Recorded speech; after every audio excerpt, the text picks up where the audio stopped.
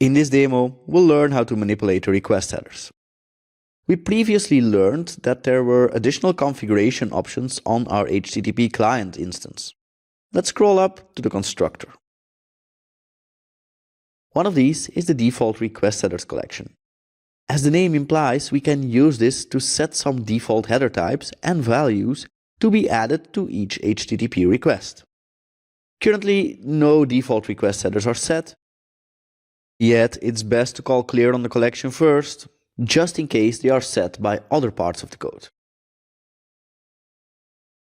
If you look at the collection, we see there's quite a few headers we can set, except encoding, authorization, and so on. We're currently interested in adding a new accept header. We do that by calling add on the accept collection. This expects a new media type with quality header value. Such an object represents a media type as a string and potentially a relative quality factor. We'll get to that. It's defined in the system.net.http.headers namespace, so let's add a using statement by pressing enter. We want to send a request that tells the API we only accept application JSON, so we pass through application JSON. Let's give this a try.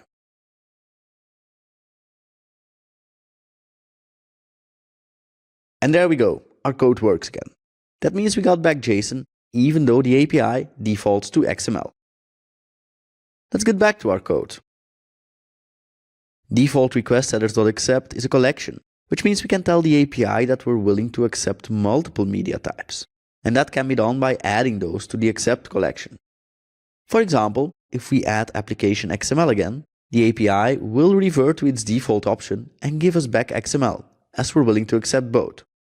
For scenarios like this though, we need to add some additional code. If we're willing to accept both media types, we must also ensure we can deserialize both response bodies. So let's scroll down a bit. As we learn on the slides, we can inspect the content type header for that.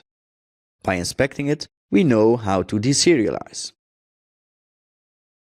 So let's differentiate. If the content type's media type property is application JSON, we use json.net to deserialize the object into a list of movies. If, on the other hand, the media type is application XML, we want to use an XML serializer. This is the default built-in Microsoft XML serializer. It's defined in the system.xml.serialization namespace. What this code does is initialize a new serializer that works on a specific type, which is a list of movies. And then we call deserialize on it by passing through a string reader over the content. String reader is defined in system.io. Let's give this a try. We hit our breakpoint. So far so good. Our list of movies is available again, and we didn't crash out of our application. Content negotiation, as we learn on the slides, is an important concept to keep in mind when building reliable apps. Supporting multiple media types can be useful to minimize client-server interaction when content negotiation fails for a specific type when the client supports different media types. That's what we just did with this code. And this brings us to that relative quality factor. Clients often prefer one type over the other. JSON, for example, is often preferred over XML, as it's less verbose and thus faster to transfer. The relative quality factor allows us to indicate preference. Let's have a look. The accept header of the last request we sent in the demo looked as such. This means we accept both with equal preference. That means a preference of 1. That's the maximum. Via the relative quality parameter, we can indicate preference between 0 and 1. For example, when we indicate we want to accept XML with a preference of 0.9, the Q parameter gets value 0.9. This accept header would, in our case, result in JSON being returned, even though XML is the default for our API at the moment. Important side note though, to allow for this to work, the API must support it. And not every API does. But APIs built with ASP.NET Core support this out of the box. So let's have a look. In this demo, we'll indicate we support both XML and JSON, but prefer JSON. To achieve this, it's a matter of using the correct constructor for media type with quality header value. If we don't input a quality, the default preference value is 1. So let's leave it as is for application JSON. For XML, let's input a quality value of 0.9. And let's give this a try. Let's scroll down a bit.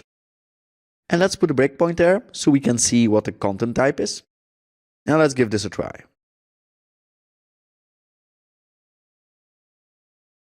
We hit the breakpoint, and the media type is indeed application JSON. So that's our preferred media type, yet we still support application XML as a backup. We do have an issue now. Our HTTP client is static.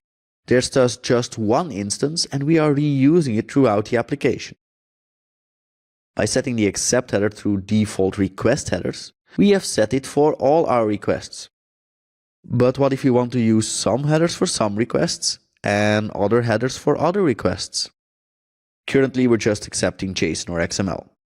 But these days APIs start using vendor-specific media types more and more as a version strategy to diversify between different resource versions, or for example to allow fetching a resource with or without HateOS links. Application JSON alone isn't necessarily sufficient anymore. Let me paste in some code I would be tempted to write. To always get XML, I would be tempted to manipulate the accept header collection by passing through media type with quality header value with value XML. For a vendor-specific type, I would be tempted to write the code below. But there's an issue with this. Imagine that we are using this one instance across our application, on different screens, for example in a Xamarin app. In those cases, you might have offloaded fetching data to a different thread, or in a different data service in an ASP.NET Core app.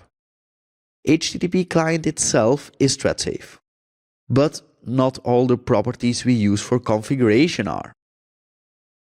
And that can cause some nasty bugs that are very hard to reproduce or identify. So this is not the way to go. Let's get rid of this code. And let's check out an approach that does work. In this demo, we'll learn how to use HTTP request message directly to send our requests. By writing getAsync, internally an HTTP request message with HTTP method get will be created. It will also use the default settings as set on the HTTP client instance we're using. But for the scenarios we just detailed, that's not really a great option. And if you think about it, an accept header, that's a property of a request, not of the HTTP client per se. We can create such a request message ourselves.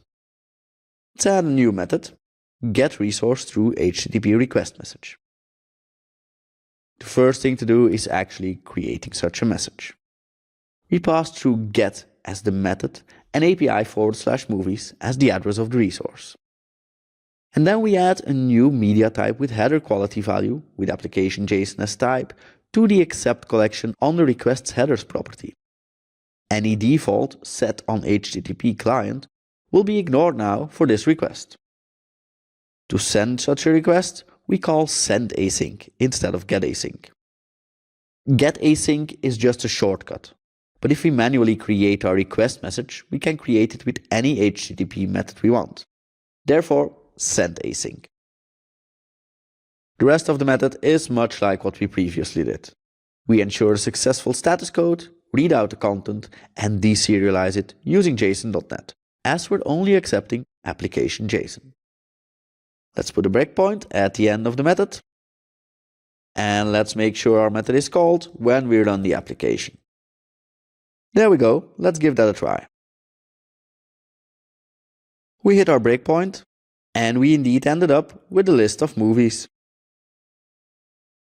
The best practice here is to use configuration at HTTP client level for properties that remain the same across requests. For other configuration-related items, use HTTP request message directly. So, if your requirement is to use application JSON everywhere, you can set the accept header at HTTP client level. And a few years ago, that was a pretty common use case. But these days, we're seeing more and more APIs that are more strict in their use of media types. So for our demos, let's get rid of adding the accept header at HTTP client level. There we go. We're going to keep on using HTTP request message directly for now, as it makes it easier to see what exactly we're setting and what's going on, as it mimics a request message. But if you prefer to use shortcuts, we will look into those at the end of the module. One thing left. Let's open the startup class at API level again. And for the rest of the demos, let's set the default media type our API returns back to JSON. That's probably the more realistic option these days. Alright, let's continue with creating a resource. In this demo, we'll send a request to create a resource. So let's add a new method, createResource. Just as there's a getAsync method on HTTP client, there's also a postAsync method. Post is the method to use when creating resources. But as we know by now, that's a shortcut. Behind the scenes, it creates an HTTP request message. We're not going to use the shortcut at this time. Instead, we'll work with the HTTP request message directly for the reasons we just looked into. What we want to create is a new movie. So we new one up. We name it Movie to Create. As we're not sending over the movie as a movie object, but as a serialized version of it, we use JSON.NET to serialize it to a string. For that, we call JSON-convert.serializeObject, passing through our Movie to Create object. Then let's create our request message. This time, it's a post to API/movies, the endpoint at API level to create one new movie. We also add an accept header, as post actions often return the newly created object in the response body. On to the content. On the request message, there's a content property of type HTTP content. That's a base class. We'll look into that immediately. For now, it's sufficient to know that string content derives from that base class, and that allows us to pass through a string. In our case, we pass through the serialized movie to create string. We also need to set the content type. That's the media type that signifies the format of the request body. In our case, that's application JSON. We can set it by passing it via the string content constructor, which again is a shortcut, this time a shortcut for setting it directly on request.content.headers.content type. So that's what we'll do. All the rest of the code should look familiar. We call sendAsync, passing through the request. We ensure we've got a successful response and we read out the content. Let's put a breakpoint here. And let's call this method from the run action. Let's give that a try.